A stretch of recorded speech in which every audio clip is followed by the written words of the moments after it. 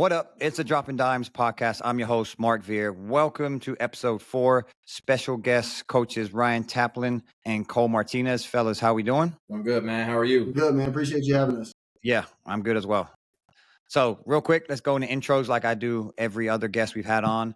Tap, I met you back at UTSA at the Rec Center in 03. So it's been over 20-year relationship. And then Cole, I met you through Coach Kramer, who we talked about, the guru of skills training back at your sophomore year when you were playing college. So yeah, we've had a really good relationship, strong relationship over the years. So I appreciate you guys coming on. Let's talk real quick. Tap, you're the head coach at Lee going into your 5th year. And then Cole, head coach at Madison, going into your 2nd year. So first off, I want to start with you, Tap. Tell us how you guys met. Man, I've known Cole a long time, actually. It's kind of a long story, but I mean, I met him. He was, 11 or 12 years old through Marco Rivera and Mo Harrison. And we were working out at his little middle school on Broadway, what was the name of it, Cole? St. Peter's. St. Peter. So, watched him progress, as an 11 and 12-year-old. Wasn't always the most talented, but man, work ethic was crazy. Watched him go through high school, watched him be a college basketball player, watched him from afar. We always kept a relationship. We didn't talk all the time, but when we did, it was always love. And I always kind of watched him from afar, knowing when I got a head job, he was first guy on my list that I was going to call. And I stayed true to that. And, I was prepared to drive down to Corpus. He was Mr. Corpus Christi, and he didn't want to leave. And I was ready to take a U-Haul down there and pack him up and bring him up here when I got the job at Lee. It was a blessing to work with him for 3 years. And I told him then, I said, hey, man, come, we're going to be successful and we're going to get you a head job. And, man, it's, from a 11 and 12-year-old to, head 6A basketball coach. He's been gone 2 years now, but, I mean, we talk almost every day via text message, via Insta message. Talk about our programs, and the relationship has kind of grown from there. And for me, I was the young guy for a long time, and now I'm kind of the older guy. I learned from Jimmy Fred, Littleton, and Mark Murphy, and Jay Keller, and all these guys. And now I feel like I'm able to kind of pass some of those same things down to him. And man, it's been a privilege to watch him grow as a coach, and he's really good at what he does. And I hate that we have to compete against each other, but we talk about it. We're fans of each other for 363 days a year. And the other two, we're trying to go at each other and compete, but really good relationship, man. And, I love that guy. It's my brother, man, for sure. Yeah, all love. And it's funny because he actually, he coached my little brother for a little bit too. And so I was always, Jim always around. And when he finally got that call, it was overdue call for him. But when we finally got that call and he called me, I was like, man, COVID just started because I was my first year in high school after coaching in college. I'm like, man, I don't know, it's a weird time to move. And he was like, no, you're coming. There's no question about this. And so I was like, all right, man. So I came down here, and like you said, man, it's been all love. It's been a lot of fun. We both see basketball very similarly. We both have kind of very similar approaches to kids and approaches to, our profession and how we do things. And so, to be able to work with him, like you said, we've known each other for the longest time. So to be able to work with him has been a lot of fun. And 363, like he said, but this year was 3 times. And so I was like, man, I got to see you again. I thought we were done with this thing. So it's always love, and it's always a lot of fun. But it's crazy how small the basketball world is and how crazy things kind of end up working themselves out. So Love it. Way to start off a podcast. Appreciate you guys sharing that story. And it kind of segues into community, right? I mean, we talk about giving back to the game. Obviously, Tap, you stayed true to it, having Cole come work in your program and then help him get a head job. Absolutely love it. I know you've both listened to the previous podcast. So let's talk about community. Let's talk about San Antonio basketball. I'm going to ask this question to everybody that comes on. And you guys can touch it from the high school level or AAU. Doesn't matter. You guys have been a part of both, and we'll dive into that later. But Cole, I'll start with you, and then Tap, you can add on. Where do you think San Antonio basketball is today? I know the guys that kind of came on were all saying, it's in a really bad place. And I mean, I don't think it's in the greatest spot, but I don't think it's awful. I mean, you talk about from the high school point of view, had 2 Elite 8 teams in the 6A this past year. We had a SA Vets was in the Final Four, and then you go down the line, we've had representatives the past few years. In 22, 23, we had 4 teams, 1 in each from 3A all the way to 6A. And so if you count Bernie and Lytle in the San Antonio area, which I feel like I do. So, we're not, I don't think it's a bad spot. I think there's a lot of people who maybe don't share the same, goals with it.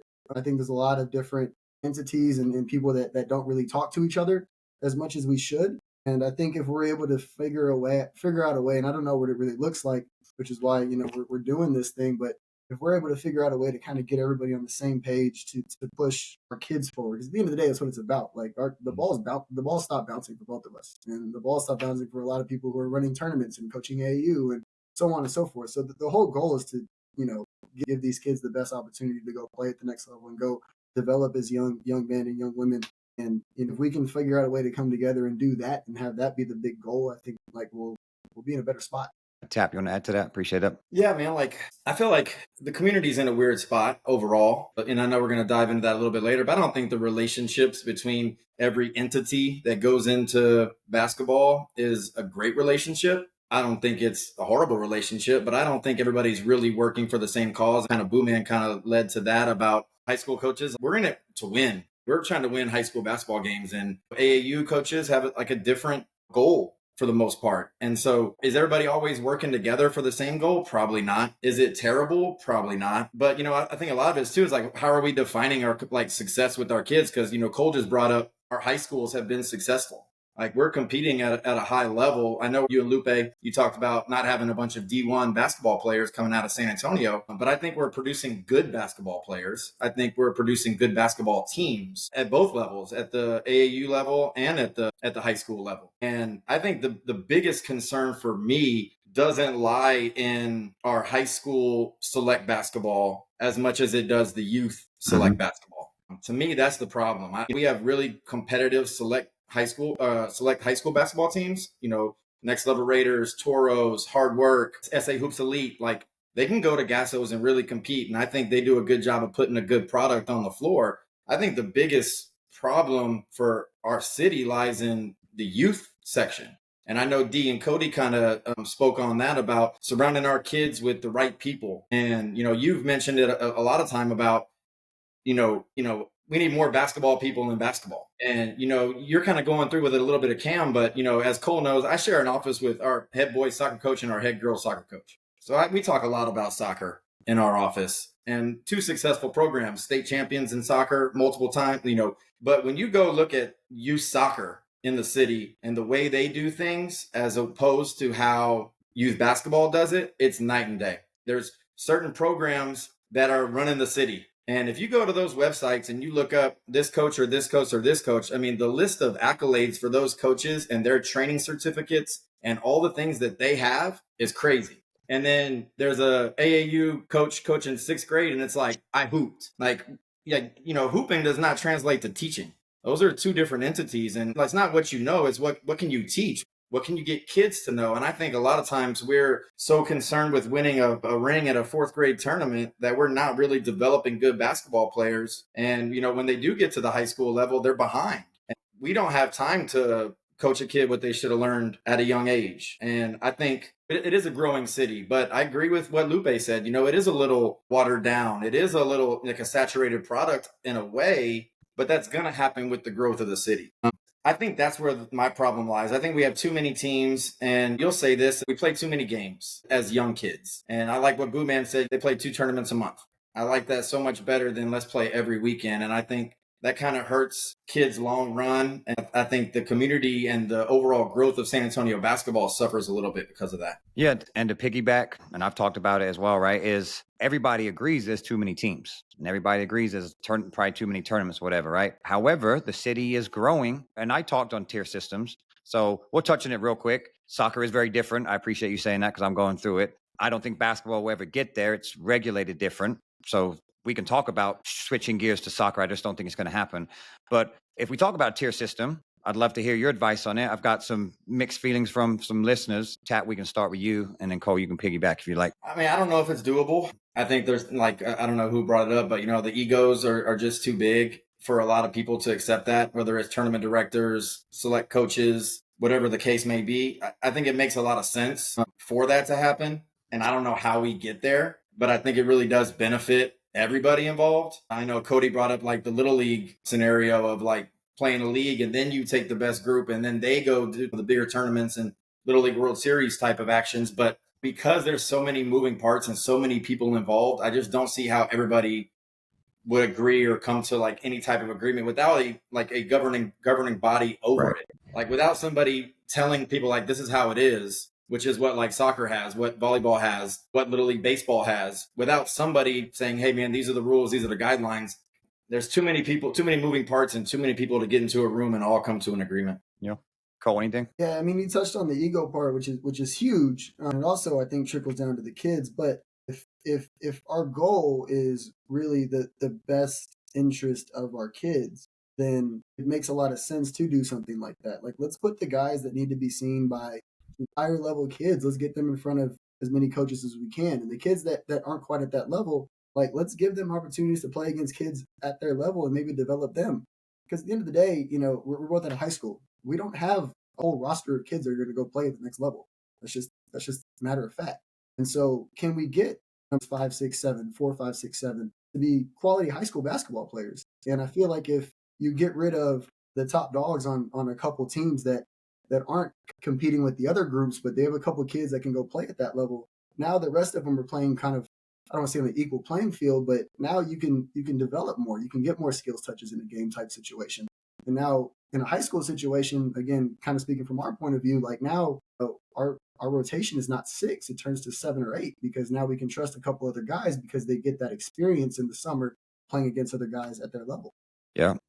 I don't have this on our questions, but I kind of like where this is going. And Tap, you said it. You talked about making sure, and Cody said as well, having our best developers at a young age. So I want to take you guys back to next level. What we all call Raptors? Yeah, Raptors. Okay. So let's go back to those days. I know it's changed a lot, right? But talk to me about how you went about your program, you and Marco and Mo, and just you've coached at all levels, right? But me personally, I've coached young kids. It's hard. Like you've got to be really skilled to coach at that age. So tell me the difference between you coaching when you had your little guys to now you are, and how you kind of navigate through that, and some advice for some coaches out here that have started programs with little experience to coaching. Yeah, man. Like I started with that group. They were in 2nd grade with that group, and we had some kids who ended up being really good high school players. I'll name a few, like Jordan Murphy, Dorian Lopez, Jake Valero, LaShawn Brown. Like all those kids played for us. And it's funny because for me, it was always about being a high school coach.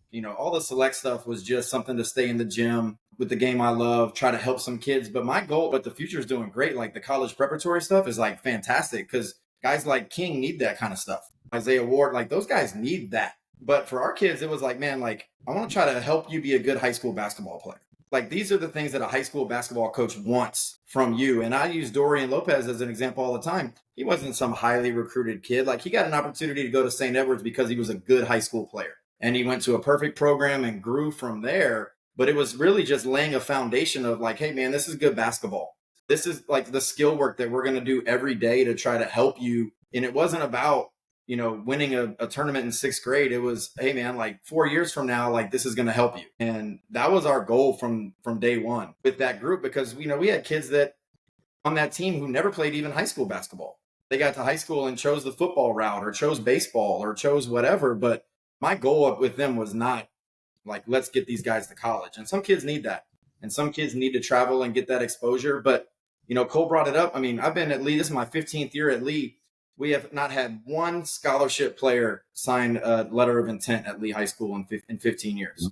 Not one. So what are we doing for all those other kids? Like if the goal is like just college, right? We're talking about a very small percentage of kids like that get that opportunity to go play at any level. What about the kids that can just be really good high school players? What about those kids that can be first team all district, multiple years? And we've had a bunch of those guys. We've had guys that could have gone and played at college. It just didn't work out. But what are we doing for those kids? Are we helping those kids grow? Are we helping those, like, winning a district championship or getting into the playoffs for the first time in, 20 years is, a life-changing experience for some of those kids. And it's not just, getting to college and getting an opportunity. If they get that, that's great. But I think, there's a idea, we've got kids in, 3rd or 4th grade and, their coaches or their parents feel like, well, we got to get this kid to, college. And it's like, hey, man, like, let's slow down a little bit because that's probably not going to happen. And, we say it all the time, like some kids are so busy trying to show us what you can do. You end up exposing them more and showing what you can't do. And, traveling around and going up to Night Riders events or going up to certain things at a really young age, it's good for the kids experience wise, but the goal should be to help them continue to grow and stack good days and stack good years and continue to get better. Not just, I'm in third grade and my kid's going to go to college, because we've all seen it with kids who are super talented at a young age. The best sixth grader I've ever coached, and y'all know who he is, The Valero. didn't play 1 minute, went to a JUCO, and great kid, love him to death, love his family. Was the most talented sixth grader I've ever seen. Played with the Houston Defenders, the Aaron Fox in that group. He was unreal. But it was, man, can we stack good days? Can we get better? Can you be a good high school player? Hey, man, you're about to go to MacArthur and play for Murph. This is what you're going to need. You're going to go to Brennan. This is what you need. And it wasn't about trying to get to University of Texas for him. At least for me, it wasn't. I appreciate you saying that, because we talked a little bit offline throughout the week, and this podcast has to touch on everybody. If we're just talking about college athletes, that's a very, very small percentage of San Antonio. So Especially I appreciate, San Antonio. yeah, for sure. So I appreciate you saying that, because both of your programs, you guys are not having, to be honest, college-ready kids coming on your campus. You guys got to develop, and you're just trying to play great basketball. So yeah, I appreciate you touching on that, because a lot of listeners I know are going to have to look at themselves and be like, hey, it's okay just being a really good high school player. To your point, there's nothing wrong with that. Yeah, so I appreciate you doing that. Next question I have for you is, how invested are you guys in your middle school program? So are you going out, trying to figure out what kids you're going to have on campus, looking at possibly incoming 7th, 8th graders, knowing what possible teams they play for in the summer? Or are you waiting just for kids to show up on your campus as a freshman and figure out tryouts, what you got going on? Cole, you can start. I had a pretty good idea about what we had coming in, and to be honest, I'm pretty excited about what we had coming in. I definitely try to figure out who they're playing with. I definitely go down and watch some practices. We host our middle school game every year. Well, I've only been there 1 year, but even in my 1 year in the whirlwind, I was the first year head coach at a 6A program. I tried to do as best I can to get down there, and I didn't do enough. I would like to do more, and I'm going to do more this upcoming year now that I kind of have my feet underneath me a little bit. But no, I think it's huge. I think it's important. I think for high school program to be successful, you have to make sure that, one, those kids that are supposed to go to your high school stay at your high school. Because there's a lot of kids that are Madison kids that aren't wearing a Madison jersey for a lot of different reasons this upcoming school year. And so I think it's huge to start developing those relationships with those kids. I think just having an idea about where your program is going to go, because, we're not AAU. I can't recruit kids to style of play. I have to figure out what we're going to have moving forward. And from there, try to figure out, okay, well, how can we be competitive and go play against Lee and put up a competitive fight, or go play against Reagan or Johnson or whoever. And so I think it's huge, and did a decent job about making sure they all knew who I was when I walked into the gym, and I knew who they were. Tap. Yeah, I think it's hard because our schedules overlap so much. Their athletic period might be during our athletic period. They have a game when we have a game. They have an away game when we have something going on campus. And so it's hard to get down there, especially during the season. In preseason, it's all, football mode for all the middle schools. And so there's no purpose to really go down there because they're not doing any basketball stuff. But I think it's important, obviously, the community, you want kids who are excited to be a Lee Volunteer, a Madison Maverick, a Reagan Rattler, whatever the case may be, that they're excited as they're going through. And absolutely, we kind of know what's coming up. In my situation, not a lot of my guys are playing select basketball, but I ask that question and I try to help them find a team if they're looking for it. But yeah, we know what's coming, and, we try to get down there. Cole said he'd like to do a better job. I think that's every high school coach. Cody mentioned it, man, the high school season is an absolute grind. It is, if you're not practicing, you're having film sessions, you're having workouts, you're traveling to games, you're going to scout, you're watching, it's a grind, and it's hard to find time to get down to the middle school during the school day with a consistent basis. But I think it's important that you do. And I think most high school coaches make a concerted effort to show their face and pop in and make sure that kids see you and know that you're there and know that you at least care a little bit about what's going on at their middle school, for sure. See, I didn't know that. So I've even been educated tonight. I think a lot of parents may be like, where's the head coach at? They're not here to see my son or daughter play, right? But there you go. Just you guys are busy grinding, doing all the stuff you need to do. So that's good information. The next thing it adds me to is trying to get in school gyms. We talked about open gyms and no coaches open up their gyms. And I've heard it a lot. Boo touched on other people. So we talked offline. And again, I don't know this. Tap, share your inside information on coaches being able to open their gym all day, 24/7. Yeah, it's not that easy, man. It's not Tap's gym. It's not Cole's gym. It's the Northeast Independent School District's gym. And every district is a little bit different on how they do things. So I can only speak on, our situation. That's not my gym. Any type of gym rental of anything has to go through the school district. They have to have liability insurance. They have to pay an hourly rate. They may have to provide security or janitors, depending on what's going on. It's not as easy. Like high school coaches would love to open the gym, all the time for select teams, especially select teams. If your kid is playing on one of those select teams, like I would love to just, hey man, open the gym, or, tell the janitor, hey man, let these guys in. Don't worry about it. But not only would we have to be there the entire time to lock it up, set the alarm, do all those other things, it's a process that the district requires. And again, every district's different. But in our situation, and I think Cole, asked one time about the numbers wise, but it's not cheap. And I know we're in a shortage of gyms in San Antonio. I get that. But again, if something breaks, if somebody gets hurt on our gym floor, the district is liable for those things. So it's not just like a community gym. It is really strictly for any ISD kids and their programs with supervision from, the coaches for those particular sports. Yeah, appreciate it. All right. Let's dive into AAU coaches and high school coaches relationship. You've both been AAU coaches and now you're both high school coaches. So you kind of see it from both lenses. It's not strong enough. I can tell you that just from my experience talking to many, many coaches that they're just not raving about AAU and vice versa. So give me your thoughts on where you feel the relationship is between AAU and high school coaches. And then we can dive into maybe possibly ways to make that relationship stronger. Tap, you can start. Man, that's kind of a loaded question. I don't think it's as at least from our end, I don't think it's as bad as people perceive it to be. If you want to pour into my kids and try to help them, I'm all for that. I think you brought it up in another podcast about high school coaches. You don't see a lot of them going to AAU tournaments on the weekends, but you've seen them. You've seen high school coaches at AAU tournaments. I go, Cole goes. There's other coaches who go to watch their kids, but you're not going to go. You can't go watch the future play. They're in Kansas City. So Gassos are in Dallas. We're not going to drive to Dallas to go watch. So when they are in town, we go. How many times have you seen at a select tournament a high school coach stand on a sideline and criticize the AAU coach during the game? You asking me that?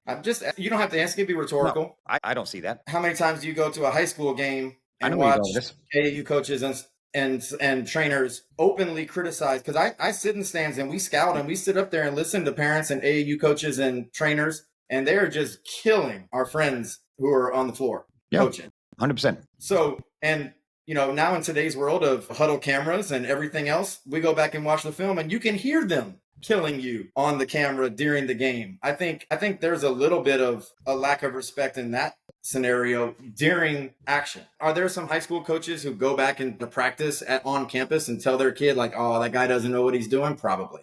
Are there high school coaches who like, man, you don't want to play with that team. You need to be over here. Of course. But I think like you don't see it out in public the same way you do the other way. And I think that rubs a lot of high school coaches the wrong way because we're pouring into kids the same way they are.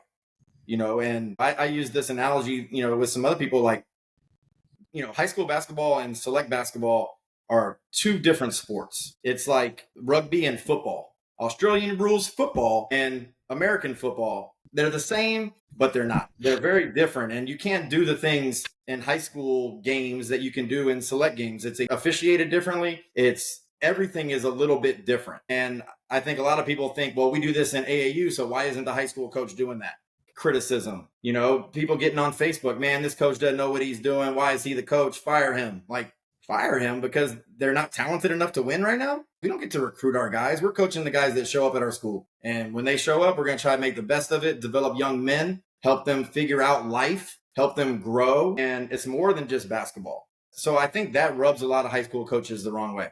There are probably some that it bothers, and then they're going to be open about, I don't like AAU guys because I had a bad experience with them. I think in my situation, like I have good relationships with Lou. I went to high school with Vase, with SA Hoops Elite. I've known Boo Man for 20 years. I have good relationships with those guys. And so, it's a little bit different for me, but I don't know some of the younger guys. I don't know, some of the new teams that are coming about and new trainers as much. So I think it kind of, I think the public criticism, rubs some high school coaches the wrong way. Yeah. Cole, go ahead. And I think it's a case by case situation. Like I know Tap and I are both proponents of high school or AAU basketball. We kind of push our kids to go play in the summer. Like I know for me, like I want my kids to go play. I want my kids to hear a different voice, other perspectives. Growing up, I was fortunate enough. I played on multiple AAU teams in addition to my high school team, and I feel like I got different things from all of them, which made me a more complete basketball player and was able to do different things that my high school team needed for us to win basketball games during the high school basketball season.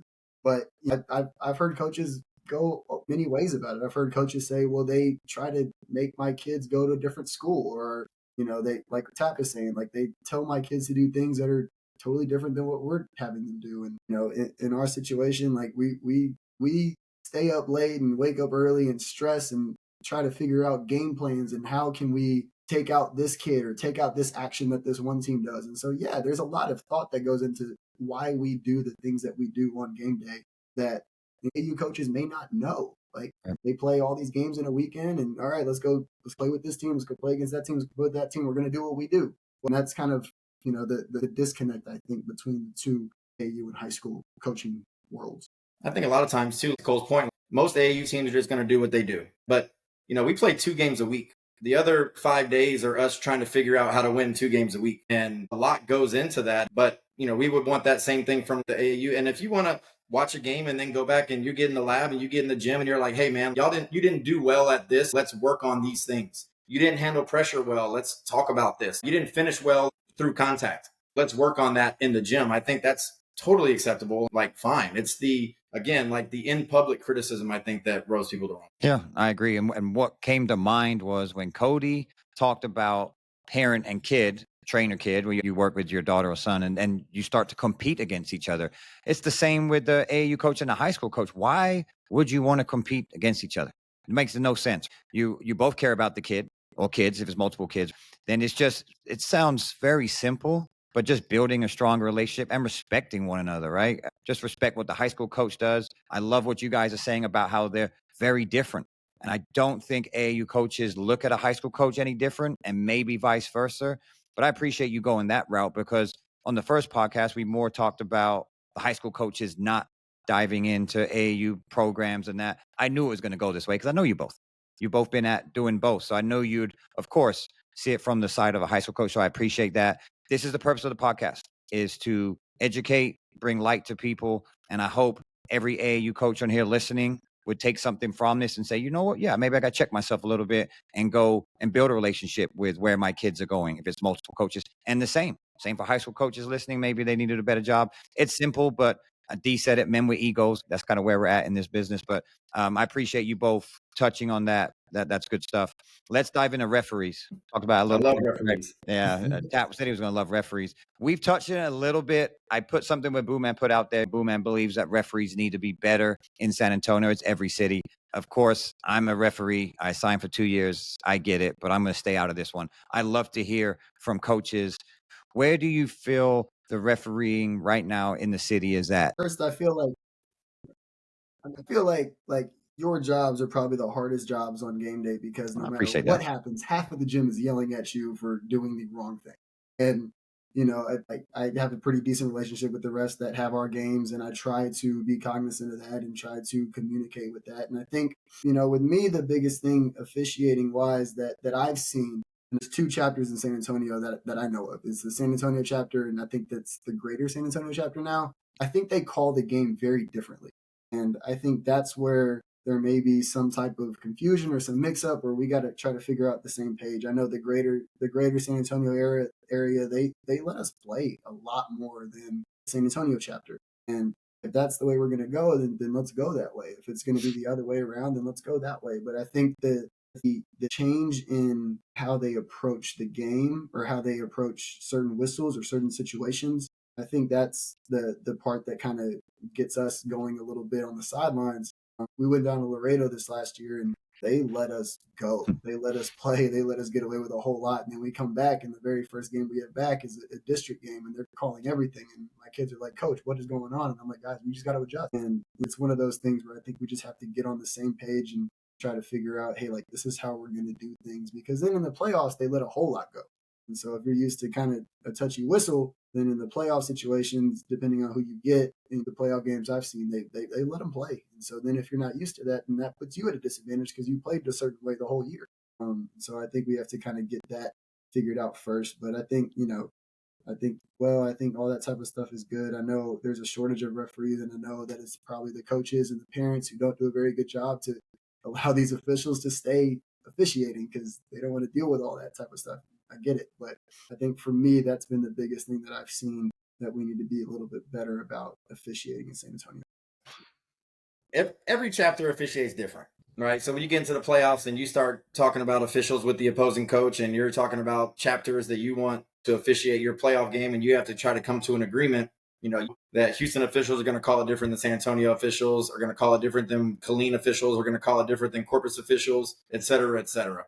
I think we should just know that going in. I think we played in your little event last weekend and y'all were trying to train officials and you had good officials there saying, hey man, you got to let that one go. Hey, you got to do this one. Hey, you got to match that call. I think what is being taught is good. I think with officiating, much like high school coaching, no young people want to get into it. No young, knowledgeable basketball guy is like, man, I want to be an official and I want to impact the game and stay around the game and I can go do a good job. I looked at guys like you and Ralph Turner, two names that popped into my head who were like younger guys who really got it. And now neither one of y'all are really officiating. And so we lost out on two good young officials really quickly. I mean, are there guys that when I look on Arbiter before the game, I look at the picture and be like, oh, of course there are, right? But I agree with what Cole said, man. I know that y'all's job is hard. There's a reason I coach and don't officiate. I know their job is very difficult. I don't think we have enough good officials. I think we have some really good ones. I think we have a lot of guys who really try to do a good job. But I just don't think we have enough of them. I think that, there's a shortage. We don't have enough good ones. We don't have enough that really take it seriously and want to participate in all those trainings to continue to get better, to help grow the game. I think, you could take the same really good official, no names, just a really good high school official, and he can go ref like a Saturday AAU game at Gervin. He's going to call the game very differently on a Saturday at Gervin than he would on a high school Friday night at Northside Gym. That's just the nature of the beast. But the whole, he should let more go, or they should let us play more. Kids adjust. To good officials, they adjust. To bad officials, they adjust. And coaches do the same. I just don't think we have enough good ones and enough young people who want to go do it. We need them, and we need good ones. I just don't think we have enough. It's easy to, sit up in the stands and yell at the coach or yell at the officials. Go be a part of, if you want to fix a problem, go help it. Yeah, it's good stuff. And I'm on both sides, right? I appreciate you guys saying it's a hard job. I get that. But it is a job. Let's be real. We're getting paid money to do this, and the pay goes up all the time. So I also put a lot of onus on referees. I was a tough assigner. I was tough on our referees, and I had conversations with you guys about it, right? I'm going to support our referees when I can 100%. But, sometimes if they mess up, they're going to hear it from me. Just to add to this, I just got back from Charlotte, had my Division I meeting, and the biggest difference from college to high school is the training. We had a 5-hour meeting, and a bulk of it was on plays and clips and all of us trying to get on the same page. I'm telling you, high school need to do it. I've been trying to push it. There is not enough training videos for coaches, for referees. Every year, the training videos we get, guess who else gets them? All the coaches, all the stakeholders, all the ADs, everybody gets them. And these are really good clips that happen a lot. A lot of referees need to see it. I got it. Okay, now I see it. I can catalog that. It makes sense when I see I know what to do. I can tell you from Division III, Division II, Division I, they put all of the stats up there. You know how consistent the stats are? So it's all college. It doesn't matter if it's a 6A varsity game to a JV 3A game. It doesn't matter. It's the same rules. So I think if the NFHS can really get on board with training, especially with technology today, that would be a massive step to trying to get consistency, because from San Antonio to Dallas, I hear it all the time. It's different. Dallas don't call much. Okay, we get training videos. This is what it is. Everybody, this is what you're supposed to be doing by the governing body. That would be a step in the right direction. And I'm going to have Reggie, Rufus, Kenny, Raphael. I'm going to have all your favorite referees on here, and we'll kind of dive into all that stuff. So I appreciate your honesty with referees. I agree. Referees do need to get better, and that's AAU stuff on the weekends. That's going to be another conversation, and with you guys in high school. And even though I'm not a signer anymore, I work hard every day to try to make referees better in the city as well. So I appreciate that. Yeah, go ahead. One point to that, I remember when my 2 years coaching at A&M, we watched that video as a team, with the coaching staff with our players to try to get them to understand. When I was a player and a coach, we did it. So to get them to understand, like, hey guys, like points of emphasis for this year are this, this, and this. Like, do you guys see how this is a foul? Do you guys see how this is not a foul? And then to me, I felt like that helped me on the court to not freak out if there was a call. Because, I mean, we see it now. Like, players see the guys in the NBA talk crazy to the officials, and now the players in high school think that they can talk crazy to the officials. Right. Like, I feel like if it's an educational thing and everybody's on the same page, not just the officials, but us as coaches, our players as well. I mean, we did it in college. I think it will be beneficial to do it at the high school level as well. Yeah, and what we always do in every inter-squad scrimmage we go to, we have a rules clinic with the coaches, with the players. We sit down and we go over everything. Tell me I'm wrong. Y'all doing that high school scrimmages? The referees coming together and going over rules clinics? Okay, that's another thing that it should just be trying to work together, right? We're talking about community. We're just all trying to get on the same page. Let's be real. Everybody's got their own jobs. Everyone's got to do their own thing, but just closing the gap, I think, is what it's all about. So I appreciate that. All right, let's dive into Q&A. Got a few questions for you. Cole, you can take the first one, and then if you want to add to it, you can tap. So the first question is, discuss how you go about with your tryouts and how you determine who makes your rosters. I think for all high school coaches, it's really what you value. And so for us, the biggest thing that we value is your competitive effort. Are you going to play hard? And so for us, we do a lot of 1-on-1, 2-on-2, 3-on-3, 4-on-4, 5-on-5. Like, we do a lot of competitive things because we want to know, are you going to compete? And then on top of that, yes, can you dribble, pass, shoot, and play defense? Like, can you do all that skill stuff? Like, that's super important, obviously, in the game of basketball. But for us, tryout process is who is going to go out there and want to win this possession, go be a dog every possession, go win the play. And that's kind of the biggest thing that we value. We do a lot of live stuff because we've kept kids that maybe aren't as skilled as the guy next to them, but shoot, you play harder than the other kid and it's not even close. And I would much rather you go to battle every night against other high schools with kids that are going to compete. Yeah, I mean, same, a lot of competitive things. And we've kept kids that missed every shot they took the entire tryout. Kids think like, man, if I score, I make 4 shots today, that's going to impress him. I'm like, there's a great Gino Auriemma thing, how are you going to impact the game? Not everybody can score. So we're going to keep the best defender. We're going to keep the best rebounder. We're going to keep the best teammate. We're going to keep the most unselfish kid. Very rarely is that all one kid. Very rarely, every now and then you're in a good position where your best player is also your most unselfish, your best defender, situations like that. But after we've been doing it a while, what you're looking for as a high school coach, what's going to fit in our program, you figure it out pretty quickly. And, we usually do a week tryout. And I think Cole can agree with this. We don't need a week. We can figure out really quickly what kind of kid is going to be good for our program. And it's not just who scores the most or who's the most skilled. It's everything else that goes into it. And we're looking for all those kids because we've had kids who played B team as freshmen who ended up being starters on the varsity by the time they were a senior. And kids develop at different levels. But as a 14-year-old, maybe they haven't hit their growth spurt yet. Maybe they haven't started to figure out some things yet. And we value things that are going to help us win games. And we put the biggest value on those things. And scoring is great, but it's not the thing that we value the most. So we're looking for all those little things like how can this kid impact the game? And, can we see this kid developing because does he have the work ethic? Does he have the competitiveness to continue to grow and get better? And you can figure that out really, really quickly. I think the biggest, piece I can give to any parent with children who are in 8th grade about to go into 9th grade, like we do tryouts the very first week of school. And so if you're not a kid who's playing AAU basketball all summer, traveling around doing skills training and stuff like that, and you think you're going to show up on the first day and show the best you could possibly can, like that's not going to be good because we don't do tryouts in November. Like we're talking first week, August 12th, we're trying out. And so for a young kid who's going in freshman year, like, hey man, I got to be in shape. If you haven't touched a basketball in 2 months because you've been at Disney World or at grandma's house or playing PS5 all day, like you're going to be in for a rude awakening. Even if you should make the team, maybe you won't. And the other benefit about having it for a week long is if a teacher sees basketball on the kid's schedule and starts sending me a whole bunch of emails about this certain kid in the classroom and in the hallways, that's a pretty quick way to get on the other side of the cut line too. And so, at the end of the day, like our program is the main thing that we have to worry about. And if we're going to have kids in our program who aren't going to do the right thing and be a constant classroom worry or a constant grade worry, and I don't know if you're going to be able to pass to play, like you may not make it either, even if you can hoop a little bit. So, we got to kind of balance the whole kid. Obviously, we want the good basketball players, but we have to balance the whole kid as well. Yeah, I like that. Okay, the next question, you kind of touched on it, but let's say an athlete has done everything like you said, Tap. Like they're doing summer ball, invested in their game. What advice do you have for an athlete in a tryout? And maybe I'll add a little substance to it. Basically, do you want a kid coming in and trying to show you what they got? Hey, coach, look, I can handle, I can do this. Or what's some advice? Because I get calls a lot from parents. Hey, we got tryouts coming up, and I give them my advice. I'm not making the cuts or selecting.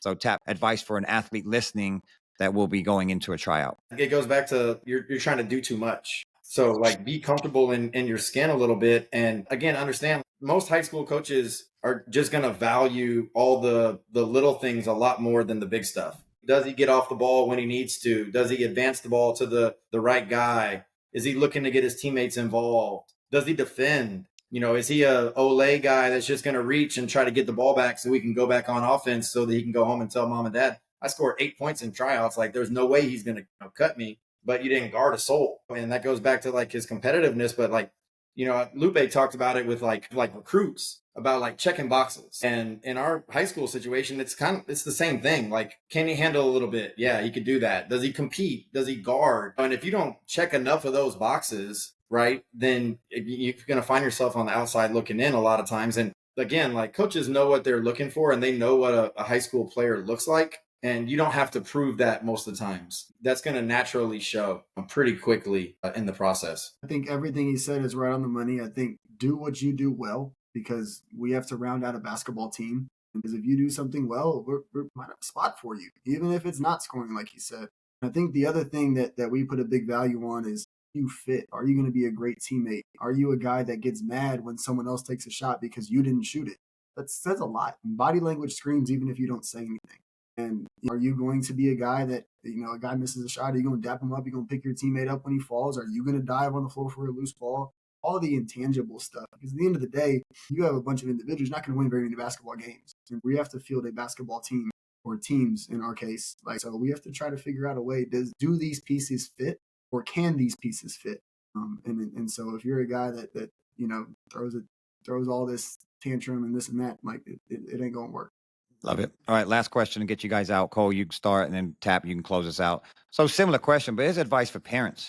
What kind of parents are you looking for from your high school players? I put low maintenance. I try my hardest to be a low maintenance parent for Cam and Ava with gymnastics and soccer. Just some advice for parents. What kind of parents are you looking for in your program? We just want parents in our program that support their kids, but understand your kid is the most important thing in our program. And for Tap and I and all high school coaches, like program is the most important thing for us. And so there may be a situation that you may not agree with, or maybe you think little Johnny deserves more playing time or more shots or what have you.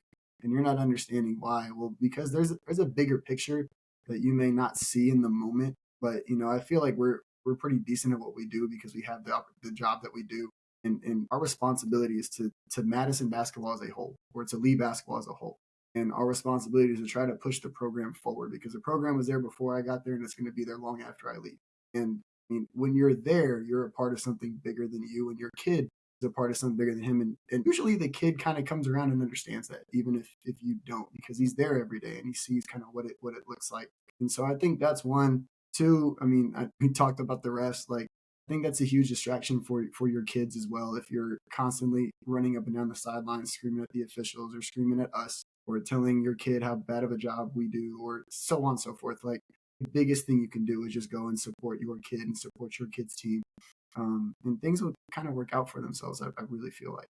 Tap. Yeah, low maintenance parent, that's a good one. I've said it all the time. We spend, especially during the season from, October 23rd to February 16th, we probably see your kid more than you do. And we see them in a lot of different environments. We see them in the classroom, in the cafeteria, eating lunch with their friends, in the locker room, on a bus, going to a game, walking down the hall with their girlfriend. Like, we see them in lots of different ways, more than you probably do. I know they're your child. I get it. I have sons of my own, and they're very important to me, obviously. But they're important to us too. We really, truly care about our kids. We want them to be good basketball players. We want them to be good young men, but we want them to help our program. And we spend a lot of time trying to develop, and I know this word gets thrown out a lot, but like the culture. Chris Beard's big on culture. John Hurst, he's real big on culture, and everybody's big on it. Some people use the word every day, some people don't. But the team culture that we spend weeks, months, years trying to develop can be ruined on your car ride home. If you're sitting at the dinner table and you're bashing the high school coach, your kid is never really going to fully buy into what's going on